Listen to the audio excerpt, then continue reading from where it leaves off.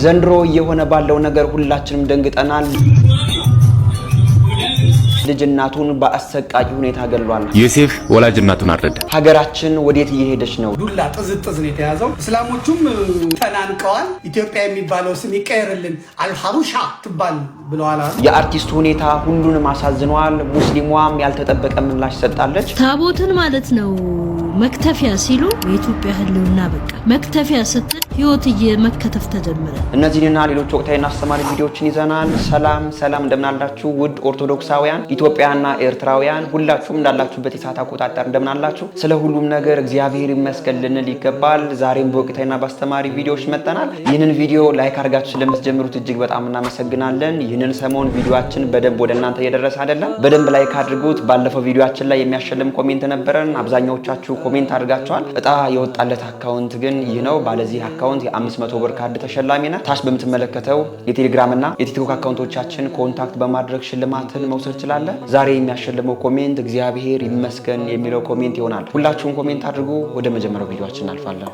ከሞተ አንበሳ በህይወት ያለ ውሻ ይሻላል ይላል። ልብ ብላችሁ ስሙ። ከሞተ አንበሳ በህይወት ያለ ውሻ ይሻላል። የሞተ አንበሳ ማለት ምን ማለት ነው?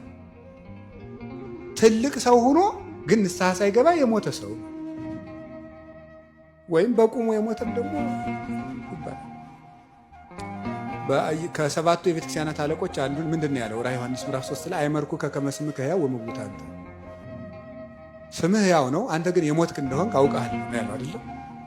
ስለዚህ የሞተ አንበሳ ማለት በሰሎሞን አነጋገር ንስሐ ሳይገባ የሞተ ትልቅ ሰው ማለት ነው። ያልሞተ ውሻ ማለት ምን ማለት ይመስላችኋል? ውሻን ቅዱስ ጴጥሮስ በአንደኛ ጴጥሮስ ምዕራፍ 2 ላይ እንደነገረ ምንድነው ያለው? ውሻ ወደ ጥፋቱ እንደሚመለስ ኃጥአን ወደ ምናቸው ይመለሳሉ ነው የሚለው? ወደ ጥፋታቸው። ስለዚህ ኃጥአንን ውሻ ይላቸዋል ማለት። ጌታም ደግሞ ምንድነው ያለው? ኢትዳዩ ባሕርክሙ ቅድመ ኃይሩ ወኢትሃቡ ቅድሳቲክሙ ለከለባት፣ የተቀደሰውን ለውሾች አትስጡ፣ እሪያችሁን በዕንቁ ፊት አትጣሉ ብሏል። ስለዚህ ውሻ ብለው ኃጢአተኞችን ውሻ ይላቸዋል። ማቴዎስ 7 ኃጢአተኛን ውሻ ይለዋል። ቅዱስ ጴጥሮስም እንደዚህ። ያልሞተ ውሻ ማለት በምድር ላይ ያለ ኃጢአተኛ ማለት ነው። ለምን ከሞተው አንበሳ ያልሞተ ውሻ ተሻለ ማለት? ንስሐ ሳይገባ ከሞተ ትልቅ ሰው በህይወት ያለ ኃጢአተኛ ሰው ይሻላል። ምክንያቱም ለሱ ምን አለው? የንስሐ ዕድል አለው። እግዚአብሔር ይስጥልን። አባታችን ቃለ ሕይወት ያሰማልን። ንስሐ ከጨለማ ወደ ብርሃን ከሞት ወደ ሕይወት የምንመለስበት ነው። አብዛኛዎቻችን ግን ንስሐ ልንገባ እንልና እንዲያንን ሁላ ኃጢአት ሰርቼ እግዚአብሔር ግን ይቅር ይለኛል ብለን እንደገና ከንስሐ መንገድ እንርቃለን። እግዚአብሔር ቸር አምላክ ነው። ምንም አይነት ኃጢአት ብንሰራ ያንን ኃጢአት እግዚአብሔር ይቅር ይለኛል ብለን በንጹህ ልብ በማመን ንስሐ ብንገባ እግዚአብሔር ይቅር ባይ አምላክ እንደሆነ ሁላችንም እንግዲህ ልናውቀው ይገባል። አሁን ላይ ሁላችንም እንደ ሀገር ንስሐ የምንገባበት ሰዓት ላይ ነው የምንገኘው። በሀገራችን ያለው ችግር ያለው መከራ ያለው መጎሳቆልን ታውቁታላችሁ። ሁላችንም እንግዲህ ንስሐ ገብተን ወደ እግዚአብሔር ብንመለስ ግን እግዚአብሔር የምህረት ፊቱን እንደሚያሳየን እንግዲህ ልናውቀው ይገባል። አባታችን ቃለ ሕይወት ያሰማልን። እስኪ ከዚህ ጋር ተያይዞ አንድ ቪዲዮ አንዴ ላሳያችሁ። እናቴ ትሙት የሚለው መሐላ ዛሬ በደብረ ብርሃን ቃል በቃል ተፈጸመ። ዮሴፍ ወላጅ እናቱን አረደ። አሁንም 666 እያላችሁ ራሳችሁን አታታሉ። እውነቱ እናቱን እንዲያርድ ያደረገው ሰይጣን ሳይሆን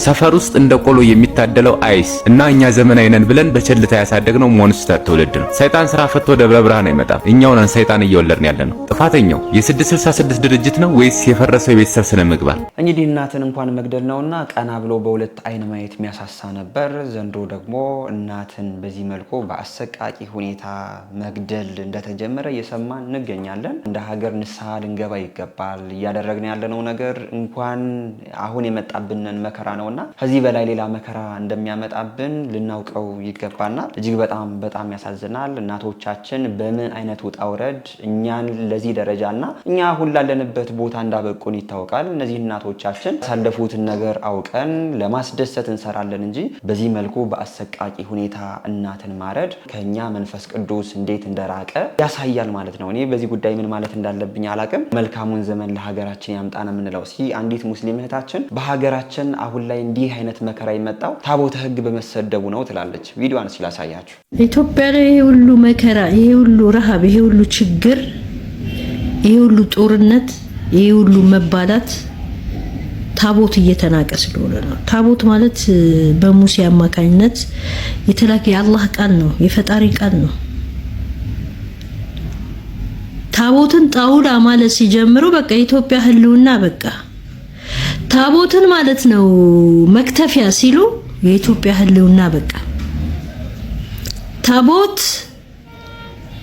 በምንም ሰይመው በምንም ተራራ ላይ ውጣ የፈጣሪ ቃል ነው በቃ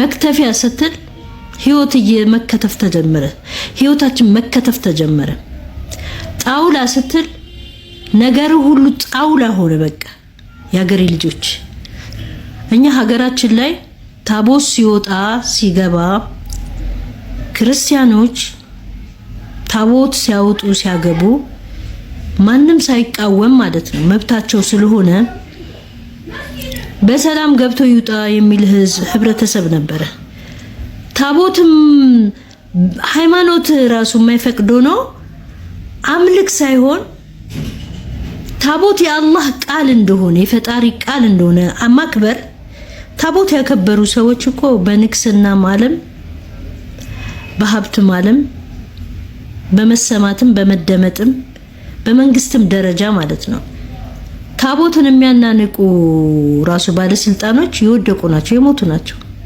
መጨረሻቸው ራሱ አያምርም እውነት ምንም መምራት አይችሉም የአላህን ቃል ይጣሱ እንደማለት ነው አሁንኛ አላህ ቁርአንን አወረደልን በነቢያችን ሰለላሁ ዐለይሂ ወሰለም ምክንያት ብለን አንድም ስለ ነቢያችን ሲነሳ አንድም ስለ ቁርአን ሲነሳ እንዴት ነው የሚያንቀጠቅጠን እንዴት ነው የሚያመን እንዴት ነው አገሩን የምናምሰው ግን ታቦት የአላህ ቃል ነው የፈጣሪ ቃል ነው እነሱ እግዚአብሔር ይበሉት ቃል ነው በቃ የፈጣሪ ቃል ነው እንጨት በሉ መክተፊያ በሉ ድንጋይ በሉ ብረት በሉ ታቦት ቃል ነው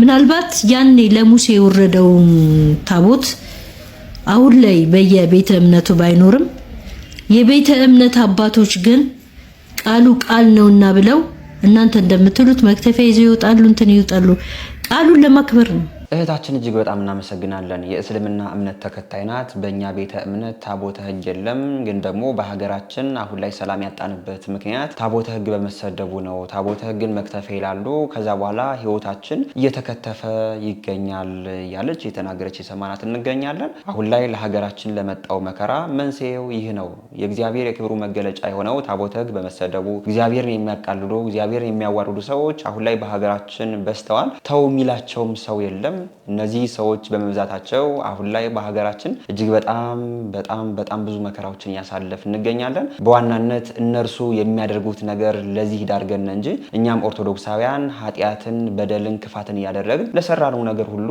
ንስሐ ገብተን ወደ እግዚአብሔር ባለመመለሳችን አሁን ላይ በሀገራችን እንዲህ አይነት መከራዎች በስተዋል ማለት ነው እህታችን የተናገረችው ነገር ግን እውነት ነው አሁን ላይ በሀገራችን እጅግ በጣም መከራ የበዛበት ምክንያት ይህ ነው እህታችን እጅግ በጣም እናመሰግናለን እንቀጥላለን ቪዲዮአችን ፋኖ ናችሁ ተብሎ የተገደሉት ሶስቱን ወጣቶች ዞኑ ገድያለሁ ብሎ አምኗል በማዕከላዊ ኢትዮጵያ ክልል ጉራጌ ዞን አበሸጌ ወረዳ 3 ወጣቶች ተመስገን ጌታቸው ይስሐቅ አሰፋና ሀብታሙ ግርማ በግፍ ተገለዋል የክልሉ ሰላምና ጸጥታ ቢሮ ኃላፊ አቶ ተመስገን ካሳ ወጣቶቹን ከታጠቁ ቡድኖች ጋር ግንኙነት ስላላቸው ገድያለሁ በማለት ግድያውን ለማቅለል መሞከራቸው ከፍተኛ ቁጣንና ቅሬታን አስነስቷል ይህ አቋም የህግ የበላይነትን የመንግስትን ዜጎች ደህንነት የማስጠበቅ ግዴታ የሚጻረር ነው ተብሏል በተጨማሪም የሟቾች ቤተሰቦች ላይ ድርጊቱን እንዲሸፍኑት ጫና እየተደረገባቸው መሆኑን የመንግስት አካላት ግልጽነት ጥያቄ ውስጥ ጥሏል እጅግ በጣም የሚያሳዝን ነገር ደግሞ ይሄንን ሰሞን እየሰማን እንገኛለን 3 ግለሰቦችን ወይም ደግሞ ወጣቶችን መኪና ላይ በማስወረድ እናንተ የፋኖ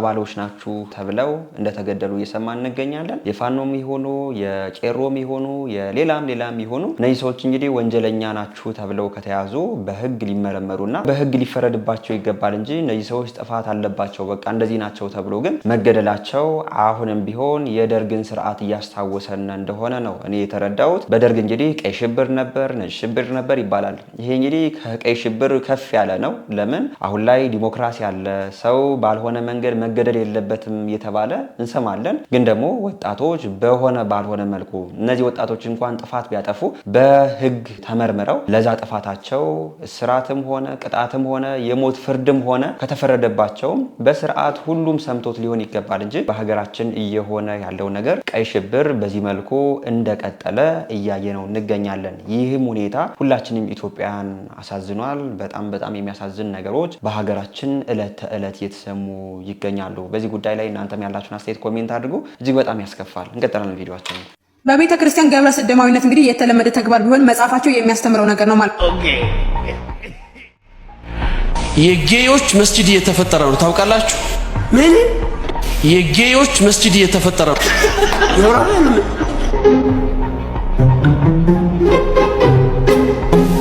ጌዮች መስጊድ እየያዙ ነው።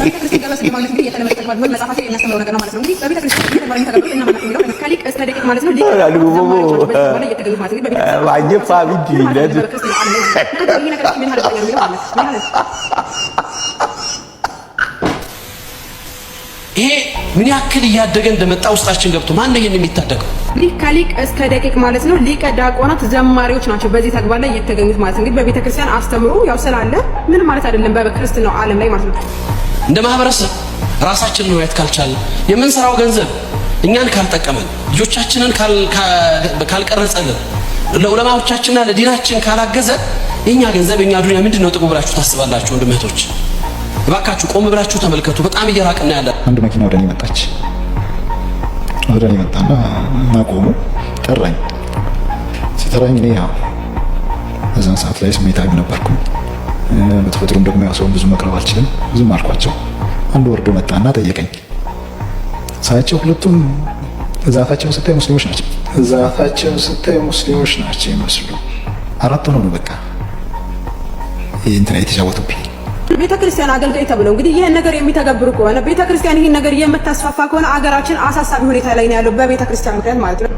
ደስ የሚል ካመጣሽ ማርያም ታምጣሽ ይላል የሙስሊሞቹ ነብይ ሙሐመድ የወንዶችን ብልት። ይህንን ሰሞን እየሰማን ባለነው ነገር እጅግ በጣም ሁላችንም ኦርቶዶክሳውያን አዝነናል። በነጋሽ ሚዲያ ወንድሞቻችን ቀርበው እንዲያው አሁን ላይ ቤተክርስቲያን ላይ የሆነ ያለው ነገር ዲያቆናት ወደዚህ ወደ ግብረ ሰዶማዊነት ገብተዋል፣ መዘምራንም ሳይቀር ሌሎችም የያዝናቸው ሰዎች አሉ ብለው ሲናገሩ ሰምተናቸዋል። እንደዚህ ብለው ሲናገሩ ግን ሙሉ ለሙሉ አገልጋዮች እንደዚህ ሆኑ ማለት ሳይሆን እንዲህ አይነት አገልግሎት ምንድን ነው፣ ቤተክርስቲያኗ ምን አይነት ስርዓት አላት፣ ቤተክርስቲያኗ ማናት ብለው ያልተገነዘቡ ዝም ብለው በስም ብቻ ዲያቆን የሆኑ ሰዎች ወደ እንዲህ አይነት ግብር እንደገቡ ግን በደንብ ልናውቀው ይገባናል። አሁን ላይ ይህንን አጀንዳ ይዘው የሙስሊም እምነት ተከታዮችም የፕሮቴስታንት እምነት ተከታዮችም ኦርቶዶክስ ተዋሕዶ ቤተክርስቲያን ግብረ ሰዶማዊነትን ታበረታታለች ከማለት ደረጃ ደርሰዋልና በእነርሱም ቤት እየሆነ ያለው ነገር እጅግ በጣም የሚያሳዝን እንደሆነ በዚህ ቪዲዮም አይታችሁታል። ግን በዋናነት ማወቅ ያለብን ነገር አሁን ነው እንዲያውም እንደዚህ አይነት ሰዎች በኦርቶዶክስ ተዋሕዶ ቤተክርስቲያን አሉ ተብሎ የተሰማው። ግን ከዛ በፊት በሙስሊሙ ማህበረሰብ በዚህ በፕሮቴስታንቱ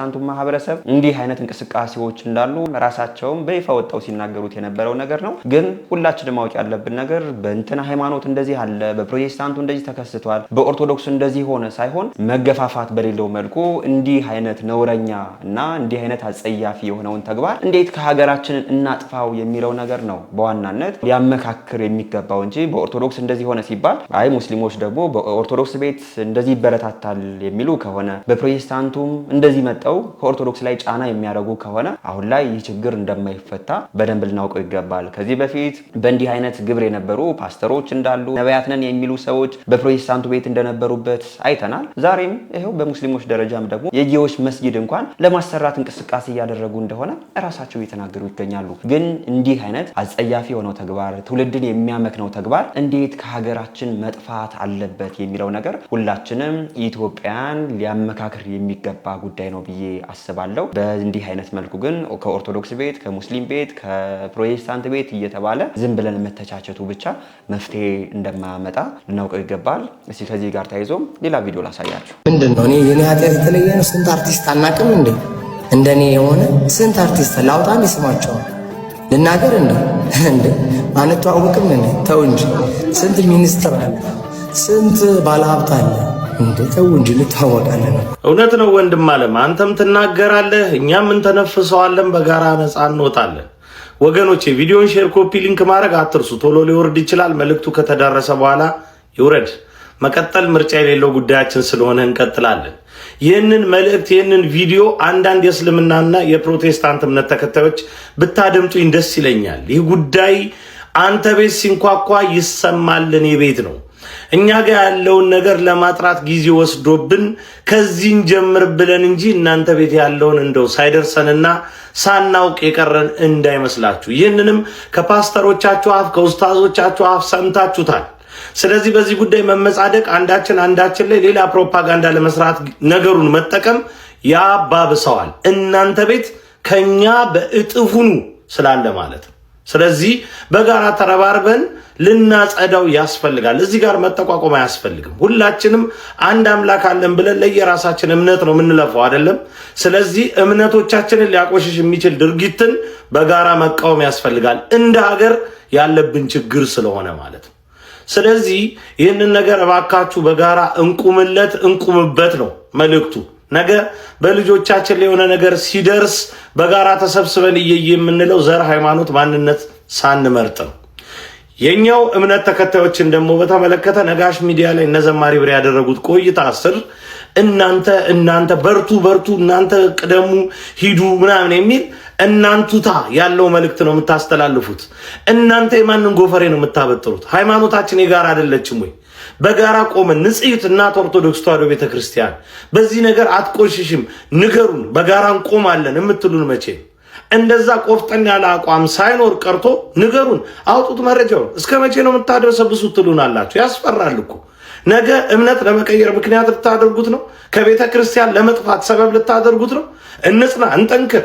ያወቅነው ነገር ከተዋህዶ ቤት እንድንርቅ ሳይሆን የበለጠ እንድንጠነክር የሚያደርገን ነው ብለን እስኪ በጋራ እንሰየም። ያንን ስታደርጉ እኛ አንድ ሌሊት መዘግየት እስቲ ያኔ ይታይብን። በጋራ እንቁም፣ በጋራ እንድከም።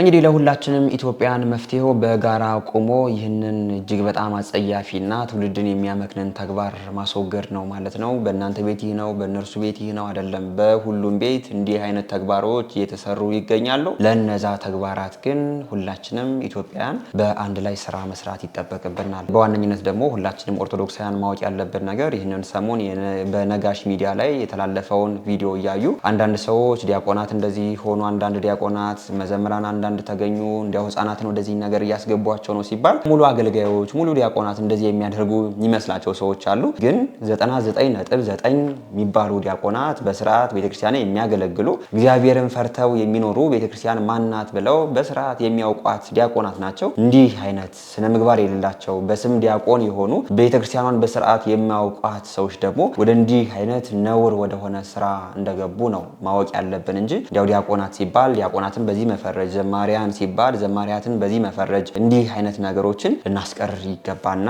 በዋናነት ግን ሁላችንም ኢትዮጵያን ማወቅ ያለብን ነገር ሁሉም ኢትዮጵያዊ በአንድ ቆሞ ይህንን አስነዋሪ ተግባር ለማስወገድ ስራና ርብርብ ሊያደርግ ይገባል እላለሁ። በዚህ ጉዳይ ላይ ያላችሁን አስተያየት ኮሜንት አድርጉ። ይህ ጉዳይ ይህንን ሰሞን መነጋገሪያ ሆኖ ነበር። ከተራለን ቪዲዮአችን ምክክር ሳይሆን የተያዘው ዱላ ጥዝጥዝ ነው የተያዘው። ግን ተመካከሩ አልተመካከሩ የሚያመጡት ምንም ነገር የለም። እስላሞቹም ያው ተናንቀዋል። ኢትዮጵያ የሚባለው ስም ይቀየርልን አልሐሩሻ ትባል ብለዋል አሉ። አልሐሩሻ ነው ምናምን የምትባል ትሆንልን ብለዋል አሉ። ምክንያቱም ነቢዩ እንትናቸውን ሲልኩ እንደዛ ነው ያሉት። ኢትዮጵያ የሚባለው በፍጹም የክርስቲያኖች ነው ብለዋል አሉ። መስከረም፣ ጥቅምት፣ ህዳር የሚለው ይቅርና በአረብኛ እንደዛ ይጠራልን ብለዋል አሉ። ሰኞ፣ ማክሰኞ የሚለውም ዝም ብሎ የግዕዝ ስለሆነ የኢትዮጵያ ስለሆነ እሱም ይቀየርልን ብለዋል። ዓመተ ምህረት የሚለውም ዓመተ ሂጅራ ይባልልን ብለዋል። እና ያው መሞከር አለባቸው። እንደገና ጀግናዎቻችንም የኛም ጀግናዎች ይውጡ ብለዋል። አምጡ ተባል ቴት ይምጣ።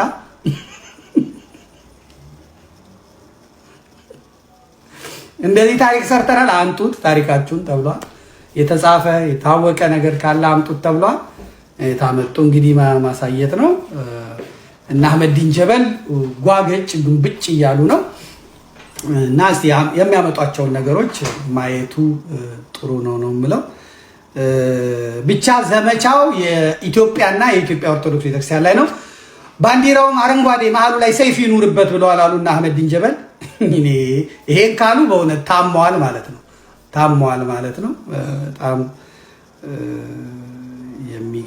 የሚገርም ጉዳይ ነው። እንግዲህ ምክክር ኮሚሽኑ ፍጻሜውን አብረን እንመለከተዋለን ማለት ነው። ወንድማችን ዘመድኩንን እንደሰማችሁት ነው። ይህንን ሰሞን በምክክር መድረኩ ላይ እጅግ በጣም ብዙ ሀሳቦች ተነስተዋል። ኢትዮጵያ ስሟ ሊቀየር ይገባል፣ ሰንደቅ ዓላማ ሊቀየር ይገባል፣ 2018 የሚባለው ነገር ሊጠፋ ይገባል፣ የዘመን አቆጣጠሯ ሰኞ ማክሰኞ የሚባሉ ነገሮች፣ መስከረም ጥቅምት የሚባሉ ነገሮች ሁሉ ሊቀየሩ ይገባል። እነዚህ ሁሉ የኦርቶዶክስ ተዋሕዶ ቤተክርስቲያን ናቸው የሚሉ ሀሳቦችን አንስተዋል። እንግዲህ በዋናነት የኢትዮጵያ ዘመን አቆጣጠር ሊቀየር ይገባል የሚለው ሰው ቢሆነው እድሜው 50 ዓመት 60 ዓመት ነው። ኢትዮጵያ ሀገራችን ደግሞ አሁን ላይ 2018 ዓመት ደርሳለች። አሁን ላይ እየተደረገ ያለው ነገር ሁሉ የኢትዮጵያ ታሪክን፣ ባህልን፣ ማንነትን አብሶ ደግሞ የኦርቶዶክስ ተዋሕዶ ቤተክርስቲያንን ታሪኳን፣ ባህሏን፣ ማንነቷን ለማጥፋት ነው እንቅስቃሴ እየተደረገ የሚገኘው። በምክክር መድረኩ ላይ በማያመካክረው ሲመካከሩ፣ በሚያመካክረው ደግሞ ሳይመካከሩ ሲቀሩ አይተናል። አሁን ላይ በሀገራችን መመካከር ያለበት ነገር ሰላም እንዴት ይምጣ? እንዲህ አይነት ቅድም እንዳነሳ ነው አይነት አጸያፊ የሆኑ ተግባራት እንዴት ከሀገራችን ይጥፉ? እንዴት ድህነት ይጥፋ? እንዴት ነው ሀገራችን ረሃብተኛ ከሚለው መዝገብ መውጣት ያለባት የሚለው ነገር ላይ በደንብ ሊመካከር ይገባል እንጂ ኢትዮጵያ ማንነቷን፣ ታሪኳን፣ ባህሏን ለማጥፋት ምክክር መድረክ ተደርጓል። በዋነኝነት ግን የኛ የኦርቶዶክሳዊነት እንግዲህ እንዝላልነት በዚሁ በምክክር መድረኩ ላይ እንደታየ ነው እኔም የተረዳሁት። ነገ ከነገ በኋላ ኢትዮጵያ ስሟ ይቅር ብለው ዛሬ እንደዚህ ብለው በኮንፊደንስ ከተናገሩ ነገ ከነገ በኋላ እነዚህም ሰዎች አሁንም ቢሆን ያላቸውን ኃይል አደራጅተው ነገ ስሟ እንደሚቀይሯት፣ ነገ ዓመተ ምሕረቷን እንደሚሽሩት፣ ነገ ሰኞ ማክሰኞ ብለን መጥራት እንዳንችል እንደሚያደርጉን ግን በደንብ ልናውቀው ይገባል። ይህንን ሰሞን በተደረገው የምክክር መድረክ ግን የተመካከሩበት ጉዳይ በማያመካክር ጉዳይ እንደሆነ ግን ልታውቁት ይገባል እላለሁ። በዚህ ጉዳይ ላይ እስኪ እናንተም ያላችሁን አስተያየት ኮሜንት አድርጉ። እንቀጥላለን ቪዲዮአችን ነው።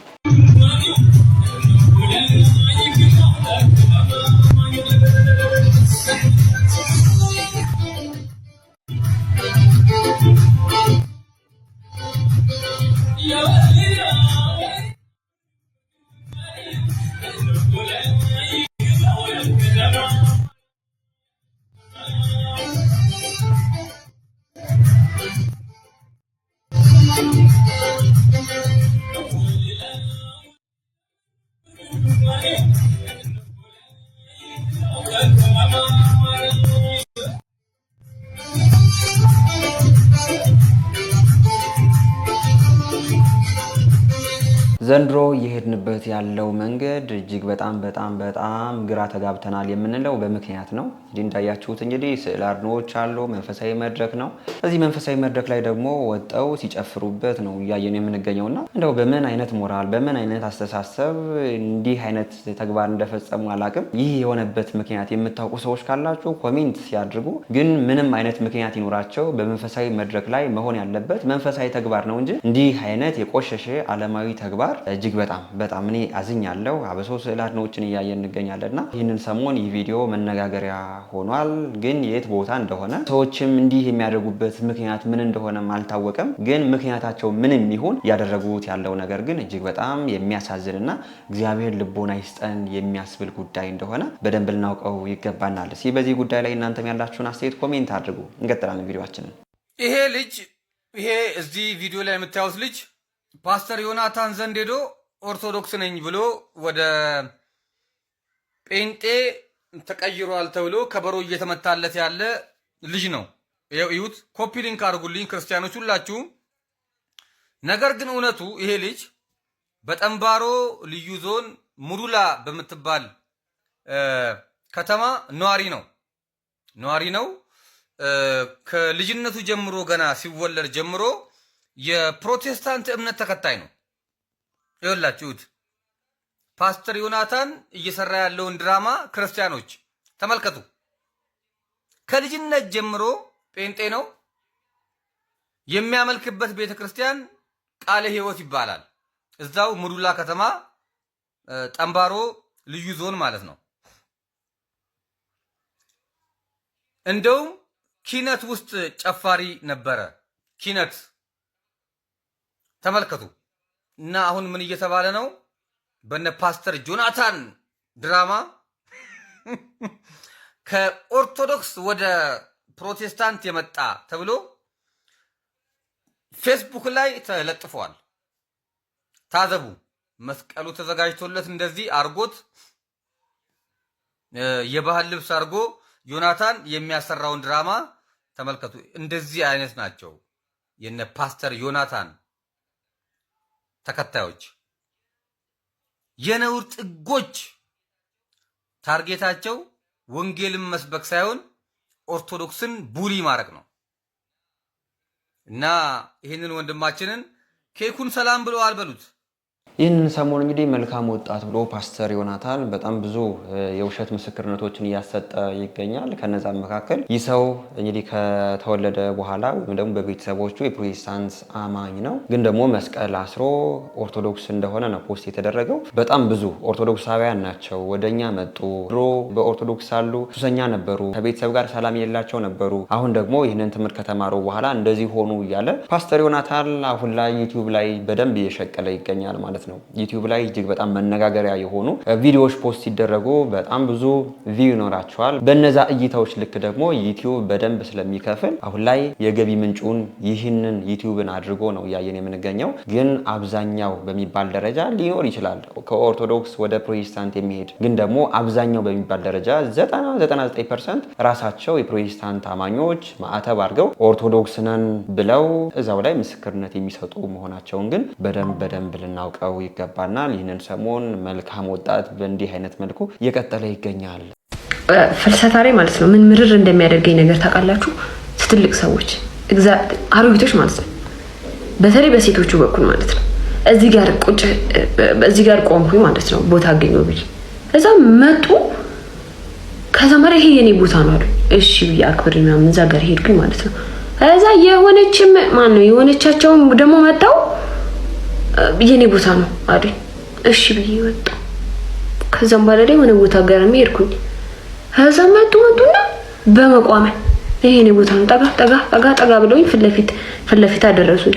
እሺ ብዬ ይሁን ብዬ እንደተቃጠልኩኝ ከዛም በኋላ ላይ በቃ ተመስገን እንትን ብሎኛል ብዬ ስል በመቋመያቸው ቋ አደረጉኝና ይሄንን ቀልጠሜን እናቴ ዞር ብዬ አቤት ስላቸው እንዴት ተደረገ እመብቲ ማኩያ ቢሆኑ ማለት ነው ተሽከርከ ጦህ ማረጋ እኔ ሰና ክብር ቀብቻ አይደለም ሰው ግን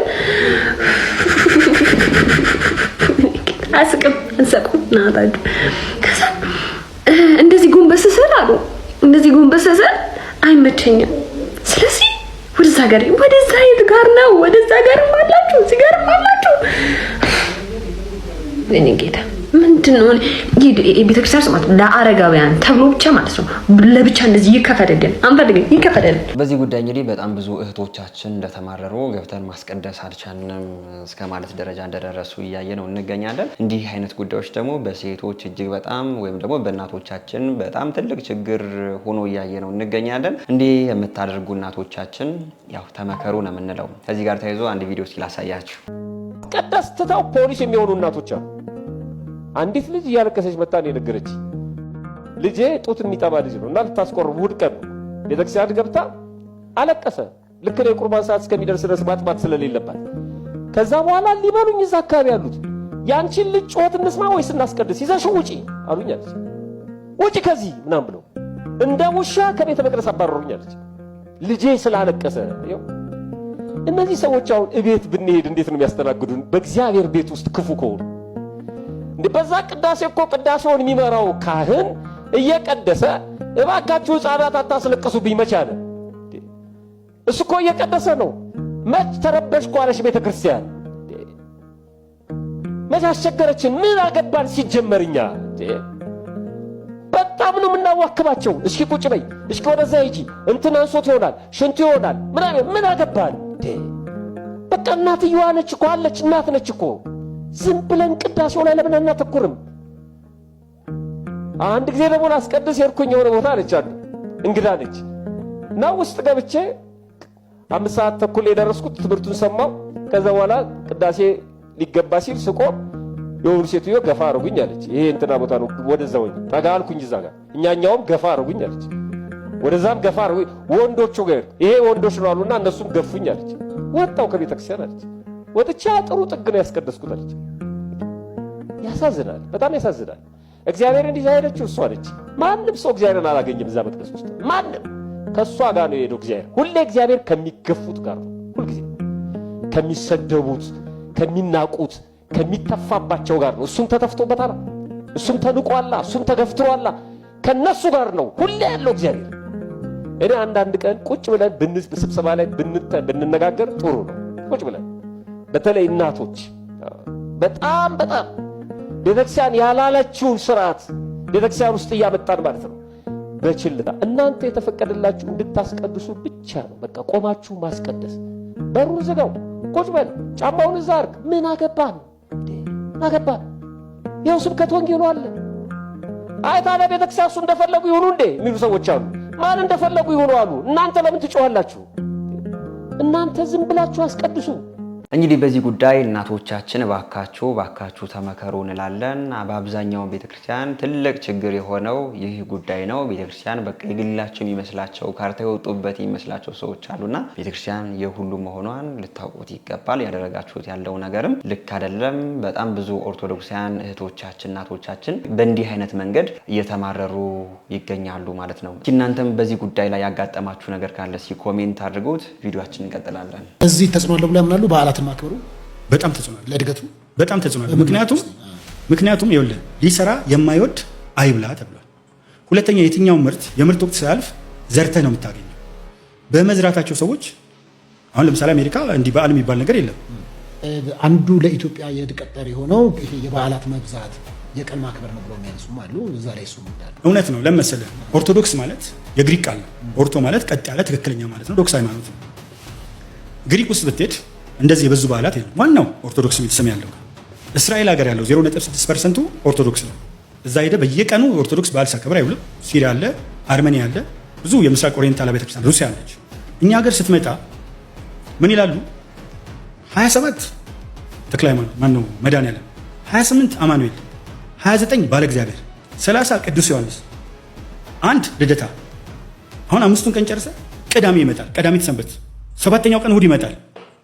31 2 ነው አይደል? 3 ከዛ ባታ ደግሞ ትመጣለች። እንዲህ ያለ አብዛኛውን ገበሬው እንዳይሰራ እንግዲህ አቶ ታዬ ቦጋለ በእንዲህ አይነት መልኩ አላዋቂ መሆኑን አስመስክሯል። የታሪክ ምሁር ነው ተብሎ እንደሚነገር ይታወቃል። እንዲያው በዚህ ፖድካስቱ ላይ ደግሞ ካነሳቸው ነገሮች መካከል እመቤታችን ቅድስት ድንግል ማርያም ከልጇ ጋር ወደ ኢትዮጵያ አልመጣችም የሚልም ሀሳብ አንስቷል። እሱ ወዳመጣው ወደዚህ ወደ በዓላቶች ጉዳይ ስንመጣ የኢትዮጵያ ኦርቶዶክስ ተዋሕዶ ቤተክርስቲያን በ1 ልደታ፣ በ2 ቅዱስ ዮሐንስ፣ በ3 ባታ እንግዲህ የሚሉ በዓላቶችን አስቀምጣ ሁሉም ኦርቶዶክሳዊ ከ30 እስከ 30 መስራት የለበትም ብላ አላዘዘችም። የግዝት በዓላቶች አሉ።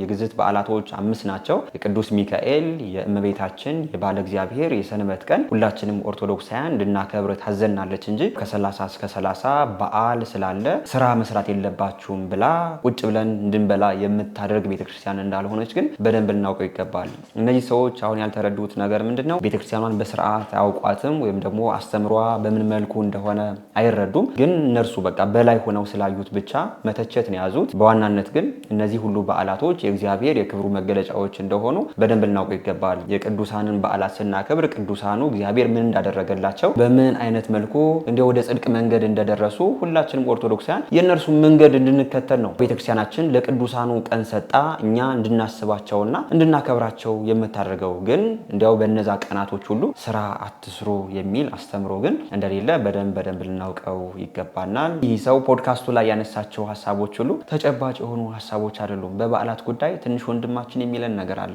ቪዲዮን አንዴ ላሳያችሁ። የወር በዓላት በሚባሉት ቀናቶች ለምሳሌ በ5 በ6 በ7 በ21 እና በሌሎች ቀናቶችም ስራ አትስሩ የሚል የቤተ ክርስቲያን ሕግ አለ ወይ? ቤተ ክርስቲያን በዓላትን አክብሩ ስትልስ ምን ማለቷ ነው? እዚህ ላይ ሁለት ሀሳቦችን ነው የምናነሳው። ከዛ በፊት ግን አንድ ኃይለ ቃል አእምሯችሁ ሴቭ አድርጉልኝና በኋላ ታስታውሱኛላችሁ። ቤተ ክርስቲያን በዓላትን የምታከብረው አትስሩ ለማለት ሳይሆን ስራ አምላካችሁ አይሁን ለማለት ነው። እቺን ሴቭ አድርጉልኝና በኋላ ታስታውሱኛላችሁ። የመጀመሪያው ሀሳብ ጋር እንምጣ።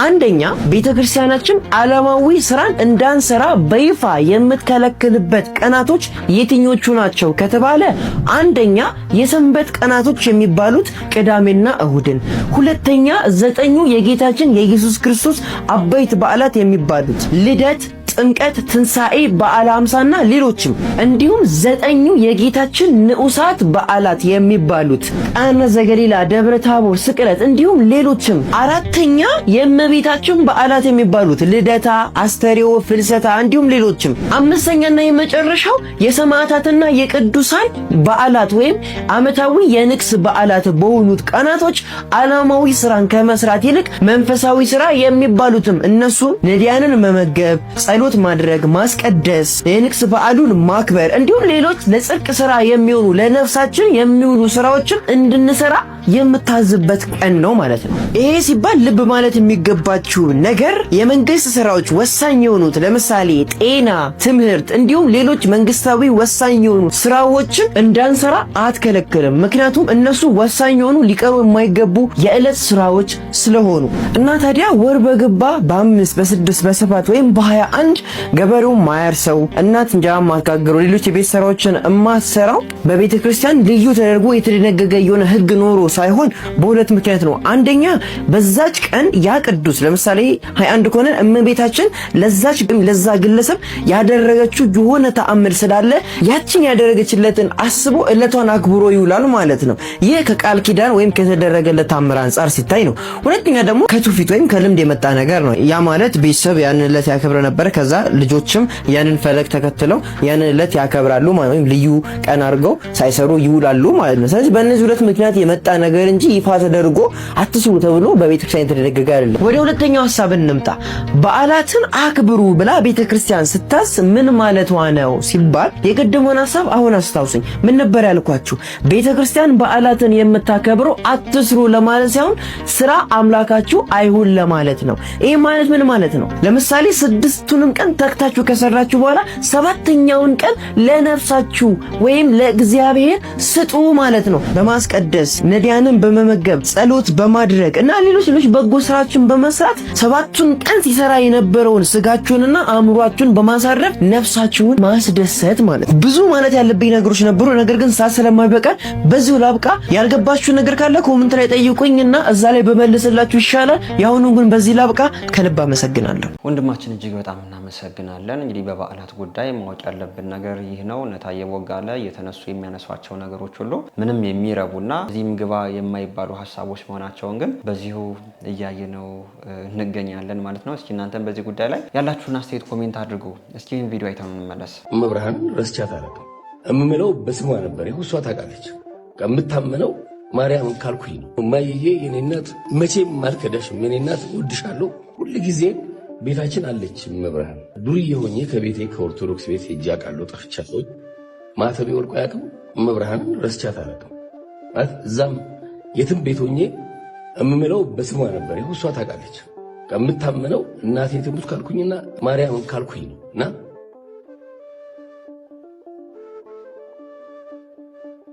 ሳስበው መብርሃን ስለኔ ምንድን ነው ያልሆነችው? እሱማ ጌታ እኮ ነው።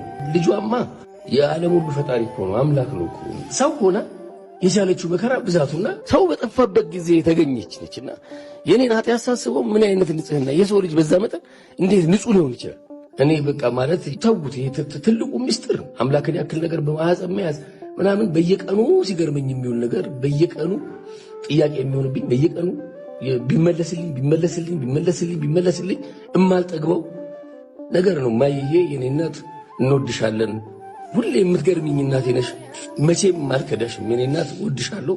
አርቲስት ሰለሞን ሙሄ እንግዲህ ስለ እመቤታችን ስለ ቅድስት ድንግል ማርያም እየመሰከረ ነው እየሰማ ነው የምንገኘው። ለእኛም ለሁላችንም በእርሷ እናትነት ለምናምን ልጆቿ ሁሉ ረድኤቷ፣ በረከቷ፣ አማላጅነቷ፣ ፍቅሯ አይለየን። የዛሬ ቪዲዮቻችን እነዚህን ይመስሉ ነበር። ወቅታዊና አስተማሪ እንደነበሩ አልጠራጠርም። በንግግሬ ግን ያጠፋሁት ነገር ካለኝ ኮሜንት አድርጉ። ሁሌም ቢሆን ለማስተካከል ዝግጁ ነኝ። በዚህ ወቅታዊና አስተማሪ ቻናል ድርጅቶቻችሁ ማስተዋወቅ የምትፈልጉ ሰዎች ታች በምትመለከቱ ስልክ ቁጥር ኮንታክት ልታደርጉን ትችላላችሁ። ይህንን ሰሞን ቪዲዮአችን በደንብ ወደ እናንተ እየደረሰ አይደለም። ችግሩ ደግሞ በደንብ ላይክ እየተደረገ አይደለም። በደንብ ላይክ አድርጉት፣ ለወዳጅ ዘመዶቻችሁም ሼር አድርጉት። ለቻናሉም አዲስ የሆናችሁ ሰዎች እኔ ተመስገን ነኝ። ቻናሉን ሰብስክራይብ በማድረግ ሁሌም ወቅታዊና አስተማሪ ቪዲዮዎች እንዲደርሷችሁ አድርጉ። በሌሎች ወቅታዊና አስተማሪ ቪዲዮዎች እስከምንገናኝ እኔንም እናንተንም ሼር አድርጉ።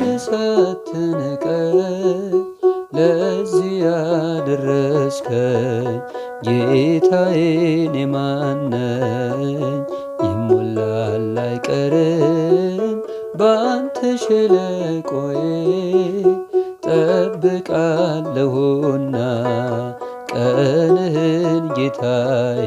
ሐዘን ጽልመት ክፉ ዘመን ቢገጥመኝም እንኳን ያልፋል ሁሉም ታሪክ ሆኖ በፊት ሲለካ ማን አፈረ ማን ጎደለ አንተን የጠበቀ ጸና ልቤ በእግዚአብሔር ይህን እያወቀ አቷል ጎሎበታል